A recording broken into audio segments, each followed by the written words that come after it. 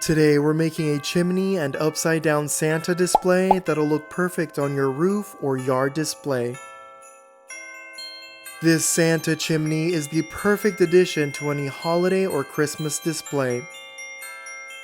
So join me for this super fun and easy tutorial.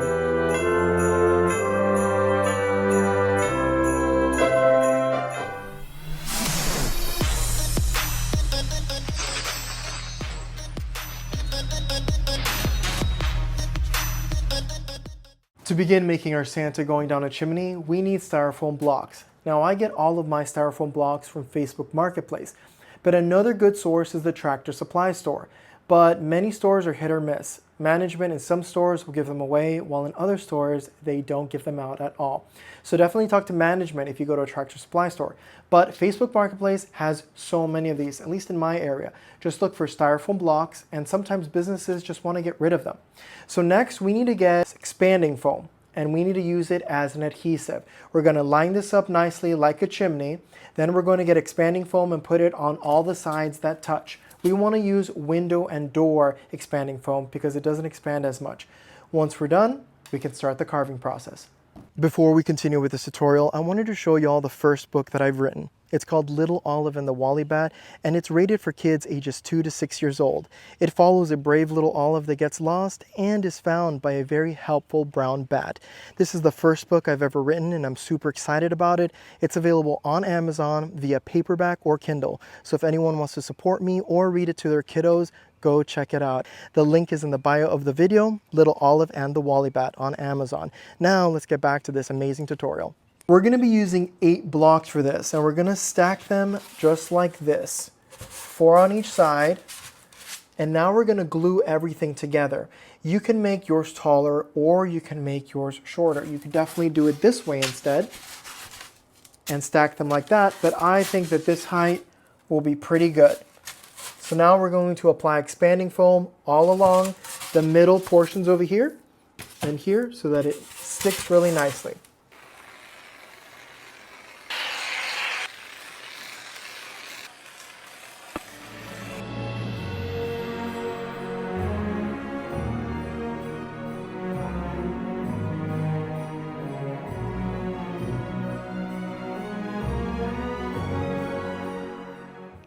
Now our cube is completely dried. Now expanding foam dries really fast. It only takes a couple hours for it to become tack free. So even though I've let it dry overnight, I could have started this process in about 4 to 6 hours after I had stuck them together. So now it's time to do the brick pattern. What we're going to do is we're going to get our measuring tape, we're going to get our level, and we're going to start drawing lines like this. So I've decided to do a height of 3 inches for the brick. So it's going to be 3 inches down from here. And we're just going to start drawing straight lines. Then we need to do the alternating pattern for the brick. So we're not going to draw straight lines down. We're going to do a line like this and skip over one. Line like this, skip over one. So that we have the alternating brick pattern and it looks real. We're going to get our marker, we're going to get our level and our measuring tape, and let's go for it. It's an easy process. Should take us no more than 15 to 20 minutes, even less, to do the entire thing marked up. So instead of starting from the top, doing our lines downward, because this is the top here, we're going to start from the middle because it has the biggest crease right here. So we're going to start working from the middle upwards or the middle downwards. So I'm going to start working upwards. 3 inches here, 3 inches here, 3 inches here, 3 inches here, so on and so forth. Make your lines and do it like that so that this one is actually one of the actual brick separations.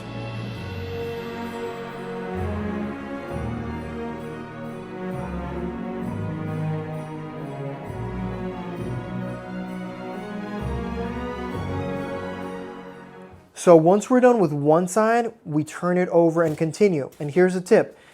Now all you have to do is make sure you start from this line that goes that way. So we're going to put this like this, and then we do 3 inches down from that side and continue like that because you want the pattern to continue. So because it's styrofoam, it could be uneven on different sides. So you want to just continue with the previous line, which is this one right over here. Then do 3 more inches, so on and so forth.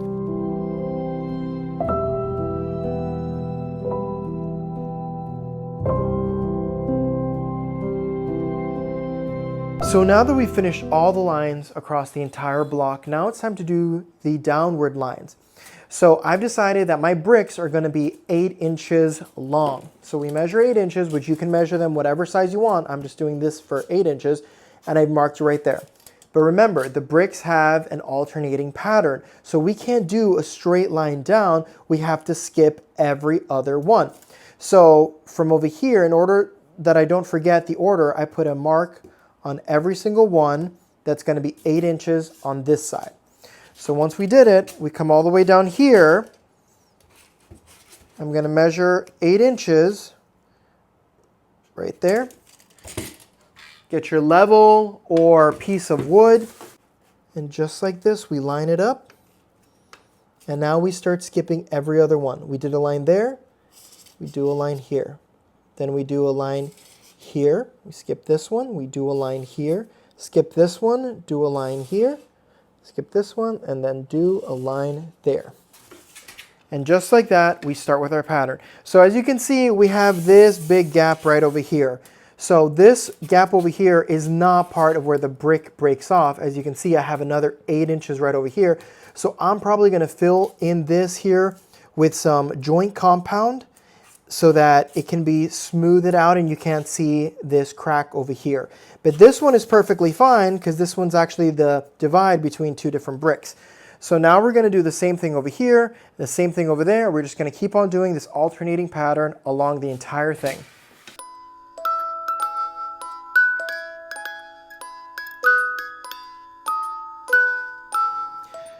Okay, so now that we've finished this side over here, we've turned it on its side this way, but I want to show you something interesting. Remember, we said our bricks are 8 inches long, but we also have to think about the thickness of a brick. In this case, we're going to do 4 inches thick. So I've marked it right here for 4 inches. So you have to remember when you go to the other side, you can't start measuring 8 inches because you have to account that this brick is 8 inches, so we need to account for the thickness of the brick, which in this case would be 4 inches. So we mark 4 inches right there. And from the 4 inches, 8 inches over here is right in the middle. So I know I had said earlier we would try to cover it, but in this case it works out perfectly because from here to here is 8 inches. So we can put this as the end of the brick. So now if we measure 8 inches from here to here, we've marked it right here. And guess what? The remaining inches from here to the edge is 4 inches thick, which is perfect because we need the 4 inches thickness for the brick so that the next side can be 8 inches. So you just have to remember this pattern because when I originally did it last year, I forgot and I was measuring the same on all sides, and you have to account for the brick thickness. So let's keep on doing it. We're going to do the same thing we did with this side, which is once we start drawing the lines down, we have to skip every other one so that we have that differentiating pattern. Okay, so now that we've gotten these lines done down here, and then these lines, you may be wondering, how do we start with the next one, which the other ones that we haven't marked? It's super simple. So as you can see right over here, this is 8 inches. Remember, on this side, on the side we started, this is also 8 inches, and then this one's also 8 inches. But the next one down, you just have to do the thickness of our faux brick, which is 4 inches. So if we measure 4 inches and I mark it right here, the distance from here to here is 8 inches, which is perfect. That's exactly what we need. So if we measure from here to here, it's 8 inches. And as you can see, the pattern then starts. 8 inches, then we measure from here, 8 inches, which comes all the way right up here. And guess what? This distance at the end is 4 inches. And just like that, we have our pattern. So now with this one, we're going to measure 4 inches from here and skip every other one, which brings us to 4 inches at the bottom right over here. We get our piece of wood or level. We go like this. We mark it. And then skip over one, mark the next one. Skip over one and mark the next one. And just like that, we've begun our pattern. Super easy, super simple. So let's keep on doing it. Since this one's 8 inches, lines up over here, we don't actually have to mark it because we already have this natural crease in the middle. So we're good with that one. We go over here.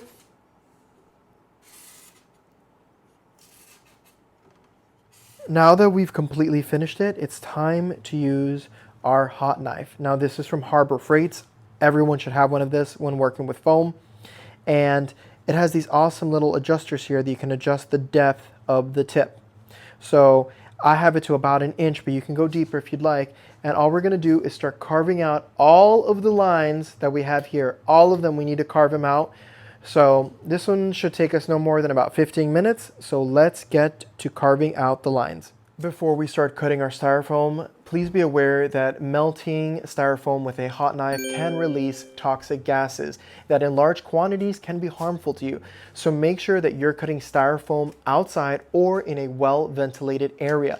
It's storming outside, so I'm going to be cutting it in my garage, but I have the AC running and I'm going to be wearing a respirator that blocks these types of gases. So that's just safety first. So again, it's super simple. We put it like this along the lines and then we just cut like butter, like this. And we're going to do that to the entire thing. And as you can see, it's a perfect line just like that. We have this stopper over here that helps it, but let's keep on going. Let's do the entire block.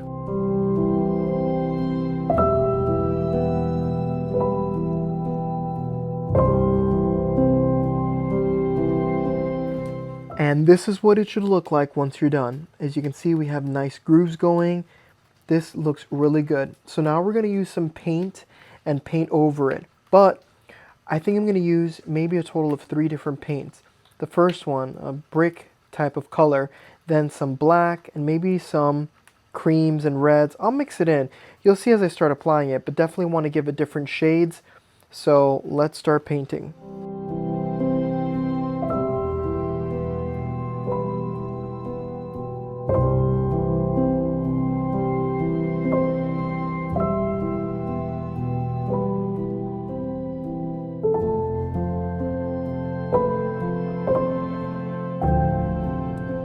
The next part is super simple. We've already finished our chimney, we've painted it, it's good to go. Now we have to insert PVC pipes onto the top, and that's where Santa's legs are gonna be. He's gonna look like he's stuck upside down in the chimney. So you can use 1 inch, 2 inch, or 3 inch PVC. The issue is the higher the diameter, the more expensive PVC gets. So I went with a 1 inch PVC, which is more than enough. But if it wasn't so expensive, I'd go with a higher one. We're gonna drill 2 holes right here. We want the legs to be like this. Kind of like he's just trying to shimmy down the chimney and he might be a little bit stuck.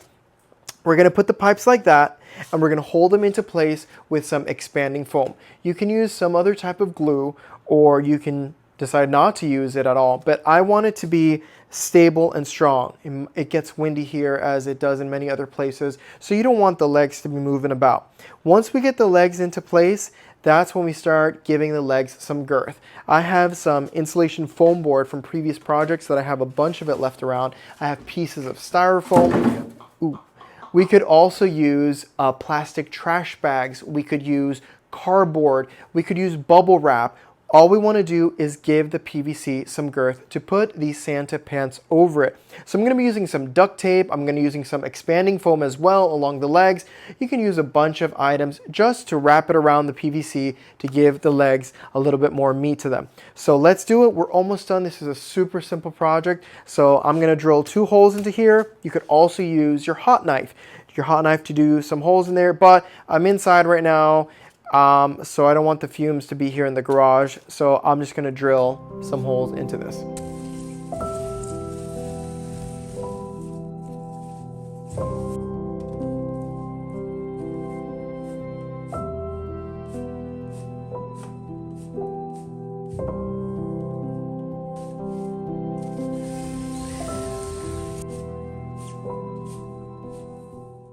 So as you can see, we've placed both PVC pipes. You can do it at any angle. I might open the right one a little bit more so it's not so straight up, but this is the idea. You can make the holes with a carving knife, with a drill bit, with a hot knife, whatever you want. A hot knife would probably be easier, but yeah, this is what it should look like. So let's move on to putting some meat on these legs. So remember, the PVC pipe has been cut to 45 inches, but if you wanted the legs to be longer, just add a couple inches. It's up to you. But look at this. I originally said we were going to put expanding foam or glue to hold this in. Look at this. It doesn't need expanding foam.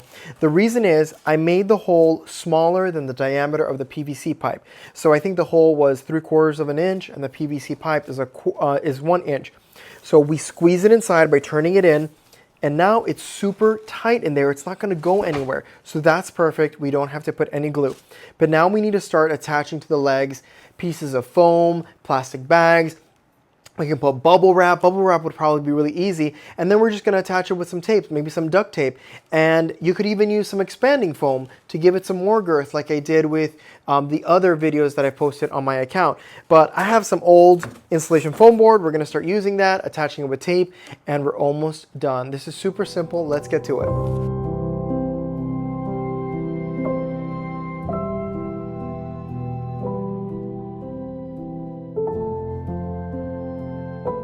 This is what it should look like once we're done sticking all of our pieces to the legs.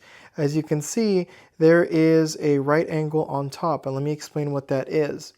So I have a 45-degree angle right here and a piece of PVC that I've cut to about 5 inches. We're simply putting it like this, and we're using it on the top to hold the shoe. So when we finish, we're going to want to get our shoe and put it in just like that so it has something to hold on to. But right now what we're going to do is we're going to get expanding foam, and we're going to put expanding foam all in between here so that all of this can become one piece. I'm going to probably use 1 can for this one and then just 1 can for that one. Put expanding foam all along there. Once it solidifies, it'll just be one piece and it won't move around like this.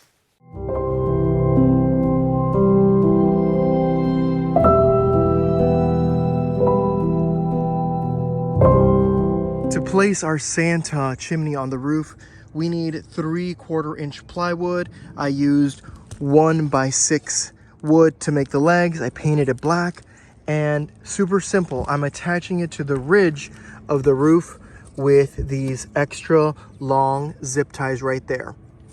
So our Santa and the chimney is going to go on the 2nd story of my home. So we're going to use a very thick rope here to attach it to the actual chimney to pull it up. That's the easiest and safest way to do it. Just be careful with the edge.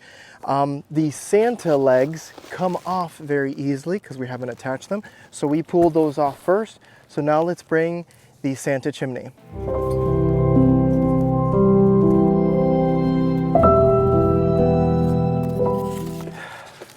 And we brought it up. That was simple enough. To attach the chimney to the roof, as you saw earlier, we put the platform on the opposite side. So this here is the front of the house, and that's the back of the roof. I didn't want the platform visible. That's why you put it on the opposite side. So from the street, you're only going to be able to see the chimney and not the platform. We're going to grab some expanding foam, and we're going to place it all on the bottom of the platform, and we're going to put the chimney on top. Make sure to move the chimney back and forth like this so that it makes good contact with the expanding foam. Within a couple of hours, it'll be solid and it's not going to go anywhere. So that's the surest way to attach it to your roof.